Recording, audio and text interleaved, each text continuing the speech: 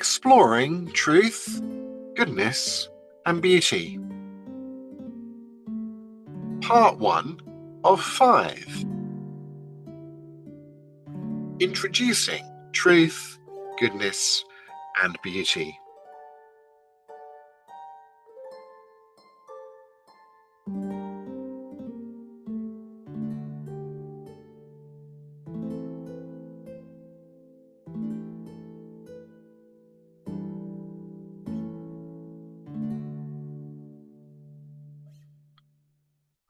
Transcendentals are qualities of reality that go beyond the divisions between academic disciplines. They transcend disciplinary boundaries. For example, being, having some sort of existence, is a transcendental quality of reality. The study of being interests philosophers and theologians, physicists and biologists, artists and historians. Catholic philosopher Peter Kreeft says that everything that exists is in some way true, good and beautiful. Friar Patrick Henry Reardon notes that classical philosophy regarded those transcendentals as qualities of being. Truth is being as knowable, goodness is being as lovable, and beauty is being as admirable, attractive, and desirable. Goodness includes, but is not limited to, moral goodness. There are various real goods, all of which it is morally good to admire to an appropriate degree. That is, they are beautiful. For example, besides moral goodness, there are instrumental goods that derive their value from the intrinsic goods to which they are means, and from their efficiency as means to those ends. Truth, goodness and beauty form an interrelated set of values in that goodness is beautiful and truth is good and therefore beautiful. Now, on the classical philosophical view, truth, goodness and beauty are objective qualities. That is, they are things we discover. However, according to the modernist worldview, while truth is objective, goodness and beauty are purely subjective, existing only in the eye of the beholder. As atheist philosopher Russ Schaefer-Landau comments, if value is in the eye of the beholder, then so long as you like something, it is valuable. It is valuable because you like it, rather than the other way round. To suppose that the object of your affections doesn't deserve such flattering treatment, you must first suppose that the object possesses a degree of value independently of your attitude towards it. But that's impossible if subjectivism is true. In the latter part of the 20th century, the postmodernists went a step further than the modernists by rejecting the objectivity of truth. For example, the provocative American philosopher Richard Rorty asserted that truth is what your contemporaries let you get away with, and that no area of culture, no period of history gets reality more right than any other. Of course, affirming the truth of the truth claim that truth claims cannot be true is self-contradictory. Postmodernism has now largely been abandoned.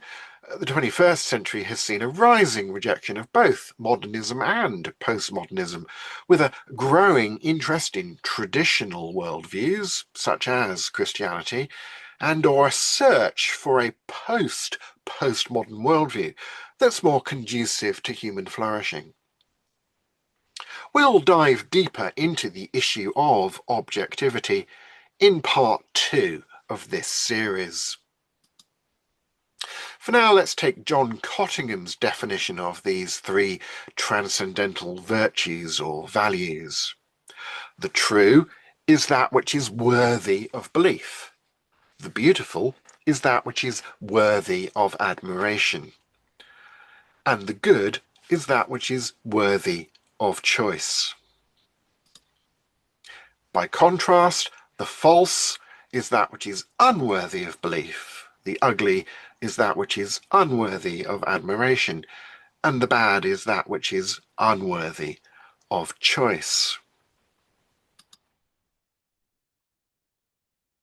While originally highlighted as a triad by Victor Cousin's 1853 Lectures on the True, the Beautiful and the Good, the transcendental realities of truth, goodness and beauty have philosophical roots going back to ancient Greek thinkers such as Plato and Aristotle, early church fathers such as Augustine of Hippo, and medieval scholars such as Thomas Aquinas. These values also have deeply biblical roots.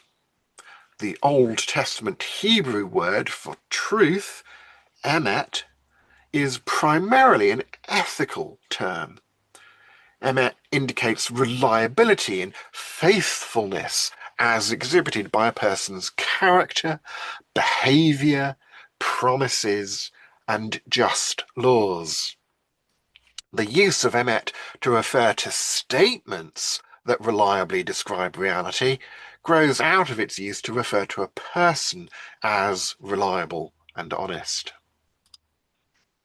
The Bible views the human capacity for emet as grounded in God.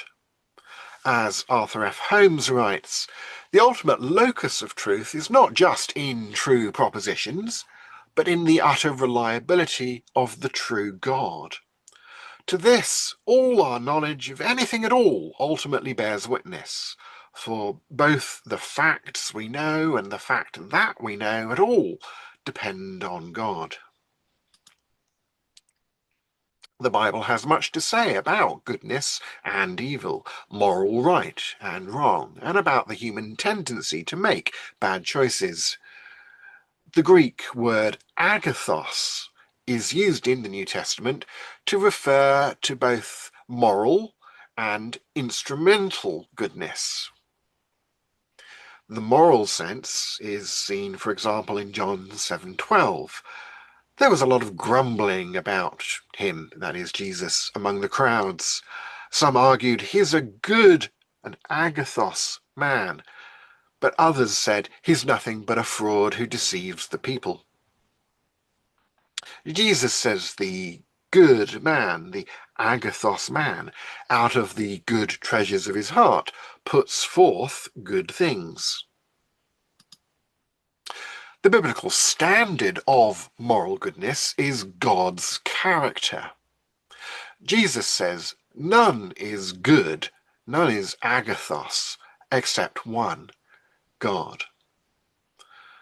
According to Psalm 25, verse 8, good, that is the Hebrew word taub, which is pronounced tov, good and upright is Yahweh. Therefore he will instruct sinners in the way. Indeed, many of the Psalms proclaim, give thanks to the Lord, for he is good. His faithful love endures forever. The Hebrew word tov, which is translated as good in the Psalms, appears in Genesis 1's refrain, and God sees that it is tov. Tov means good in the widest sense, and can mean morally good, pleasant, sweet, beneficial, functional, excellent, beautiful. The Genesis 1 refrain could be translated, and God sees it is beautifully functional. In the earliest Greek translation of the Old Testament, Tov is translated by the Greek word kalos. As William Barclay explains, the basic idea in the word kalos is the idea of winsome beauty. He says we may best of all see the meaning of kalos if we contrast it with agathos, the common Greek word for good. Agathos is that which is practically and or morally good. Kalos is that which is not only practically and or morally good, but that which is also aesthetically good. When a thing or person is agathos, it or he is good in the moral and or practical sense of the term. But kalos adds to the idea of goodness the idea of beauty. In John 10 verse 11, Jesus says he is the kalos shepherd. The book of Psalms frequently ascribes beauty to God. One thing I ask of the Lord, this is what I seek, that I may dwell in the house of the Lord all the days of my life, to gaze upon the beauty. The Hebrew word here is noam, beauty or pleasantness, the beauty of the Lord, and to seek him in his temple. That's Psalm 27 verse 4. Christians should seek to reflect the beauty of God as they strive to put on the Lord Jesus. As Francis A. Schaeffer wrote, Christ is the Lord of our whole life, and the Christian life should produce not only truth, but also beauty. No work of art is more important than the Christian's own life, and every Christian is called upon to be an artist in this sense. Each man has the gift of creativity in terms of the way he lives his life. In this sense, the Christian's life is to be an artwork. The Christian's life is to be a thing of truth and also a thing of beauty in the midst of a lost and despairing world.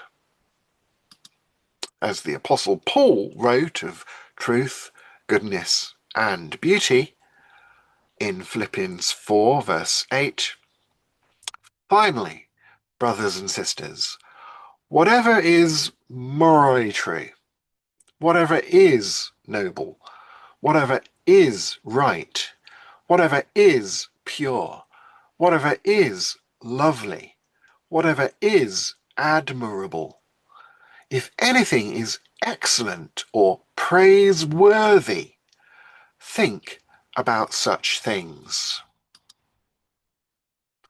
Next time, we'll look at the question of truth, goodness, and beauty, objective or subjective.